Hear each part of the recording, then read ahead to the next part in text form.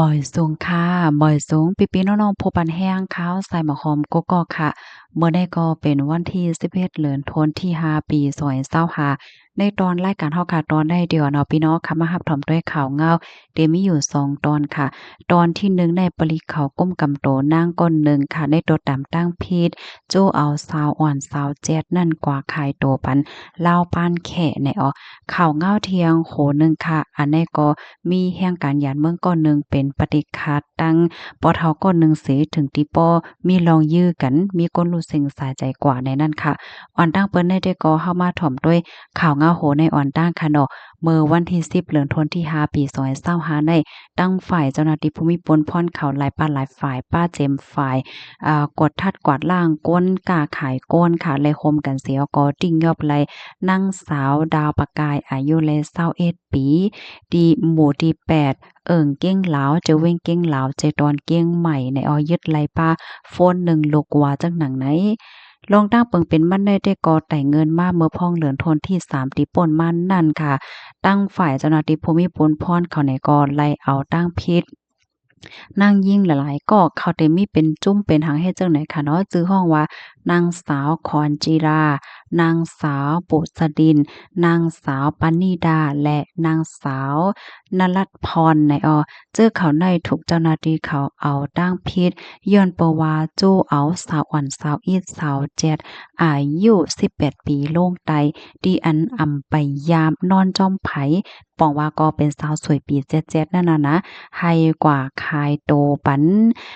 แขลาวบ้านเขาเฮ็ดจังได๋คะเฮาก็สาวอ่อนสาวอีดนั่นก็ได้รายการตอบแทนมันได้120,000บาทเฮ็ดจังได๋คะก็น่าว่าอันเป็นนายนาก้นกลางเขาจังได๋ก็เขาก็ได้ฮักการนายนาเขาเอาไว้จังได๋ค่ะเฮ็ดนั้นเฮ็ดแลเจ้าหน้าที่เขาเนี่ยก็จ้อมไต่เงินมาว่าในจุ่มเขานั้นมีไผพองสังสิงพองให้น่ะนะถึงที่ป้อเลยรับรู้เที่ยงว่านางสาวดาวประกายเนี่ยก็เป็นหนึ่งในอันจุ่มเขานั่นอันเฮ็ดผิดอันโจ้เอาสาวอ่อนสาวอีดสาวแจ๊ดว่าสังว่าจั่งใดกว่าขายตัวพันลาบ้านแค่ว่าสังว่าจั่งใดเฮ็ดให้นั้นค่ะน่ะเนาะลองเฮ็ดสร้างเขานั่นได้ก็เขาได้อยู่เป็นนายนาก้นกลางเหเอาแค่พางสาวก้อนนั้นก้อนใดเหี่ยก็ส่งปันอันเป็นผู้จ่ายเขานั่นน่ะเนาะว่าเจ้าสู้สนใจหานางก็ได้ทั้งสิ่งที่ไหนเพราะว่าสนใจในเขาก็เป็นก้นตีกับสืบกับสานปันเฮก็เอานางยิ่งได้ส่งกว่าปาน5สัง5ให้ในนั้นน่ะเนาะถึงที่เจ้าหน้าที่เขาก็ป้อนเลยค่ะเพราะว่านางก็ได้อยู่เศร้าไว้ดีเจอเว้งเก้งหลาวเจอเว้งเก้งหลาวใจตอนเก้งใหม่ให้นั่นเฮแลลงเปิ้นตีกดถ้าให้ถึงที่ป้อตียอบไหลเนี่ยค่ะเสแลส่งมันนางปันตอตามกว่าจำหนังปักเปิงหมายมีหวานเมืองมีนั่นว่าจังไหนคะก้อยกะว่ามันนางเนี่ยได้ก็อำไปย่อมหับในค่ะว่านะต่อถึงเมื่อว่าในมันว่ามันไรเฮ็ดไรหังเฮ็ดจังไหนคะ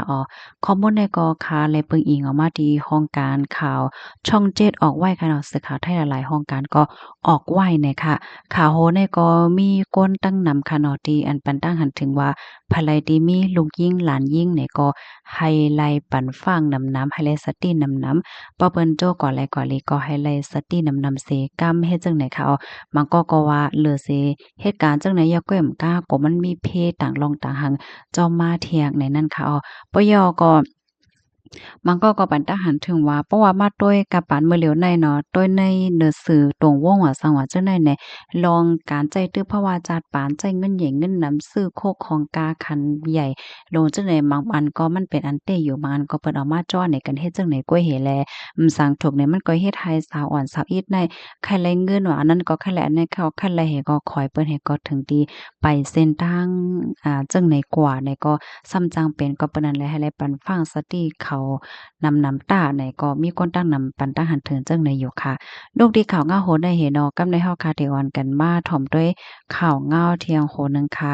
อันนี้ก็เป็นแห่งการหยานเมืองเขาเนี่ยเป็นปฏิฆาตกันในค่ะว่ามีผู้ชายก็หนึ่งอายุเลย23ปีค่ะเนาะมันใจในดีกว่าหาเม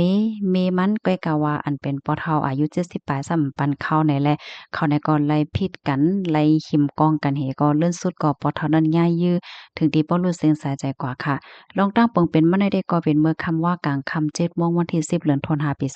2025เจ้าหน้าที่ปลีโค้งปลีเพชรเกษมได้รับถึงลาดว่า มีก้นถุงหญ้ายื้อถึงที่ปรู้เซ็งสายใจเฮ็ดจังไหนคะอ๋อเฮ็ดนั่นเฮ็ดก็เลยลงปื้นตีกว่ากดทัดที่อันเป็นนั่นแต่ก็ได้เรียกว่าเป็นปื้นตีกวางหลงไว้เฮ็ดจังไหนคะนะมีเฮิรนหลายหลังมันเต็มีเหมือนจังฟิตเนสว่าสังว่าจังไหนหลายเจ้าหลายเปิงคะเนาะก็โฮบโทพันครับโตโพใจก็นึงอายุเลย70ปีเฮ็ดไหนคะ ลองตั้งเปิงเป็นมันในค่ะนะเมื่อแต่มันในก็มีผู้ใจก่อนหนึ่งจึงห้องว่าใจวันว่าอายุไร23ปีเป็นแห่งการยันเมืองก้นมะหมตุมเมียมมาค่ะไลการขึ้นโฮเปอร์ตาเดเข้ามาหาก็เป็นแม่นางอันป้าต้องไว้หาเหลินแม่นางนั้นซ้ำเป็นก้นลุ่มล่าก้นเฒ่าเป็นก้นลุ่มล่าอาม่าอันไหนค่ะเนาะเป็นแม่ของปอเฒ่าอายุ70ปีแน่ยอค่ะเฮ็ดนั้นเฮียก็ อันเมื่อเตมันได้อันเป็นใจวันค่ะเนาะก็เลยสืบฟ้นรัดก็เป็นเมยาวาเตมาหาหน้าเพราะว่ากลางค่ำมาว่าสังว่าเจ้าไดนให้ไหนนั่นน่ะนะเขาได้ก็เลยอบโอ้กันดีเขาอยู่นั้นซ้ำมันมีร้านเขาว่าฟิตเนสที่อันเปิ้นออกแห้งออกหางจังนั้นค่ะอยู่เนาะมันได้เปิดกูวันจันทร์วันพุธวันศุกร์เฮ็ดจังได๋ค่ะนะในวันเสาร์นั้นซ้ำเป็นวันลือเฮ็ดไหนเฮแลมันใจก็ว่าเตมาหาเมบ้านเฮแลมันก็ลัดเมมันไว้ ลงนายาวเฮ็ดไหนค่ะอ๋อก้อยก็ว่าเพราะว่ามาถึงยาวไหนอันเป็นปอเฒ่าอายุ70นั่นซ้ำอำปันเข้าเฮิรนค่ะใจนั้นก็ซ้ำไข่กว่าหาเมจังนั้นแลนอกก็จังไรการขึ้นโฮมาตีในวางเฮิรนเขานั่นเฮ็ดไหนเพราะว่าปอเฒ่าหันในปอเฒ่าเนี่ยก็ไล่เอากองในคณะมาหลอกเงิดค่ะ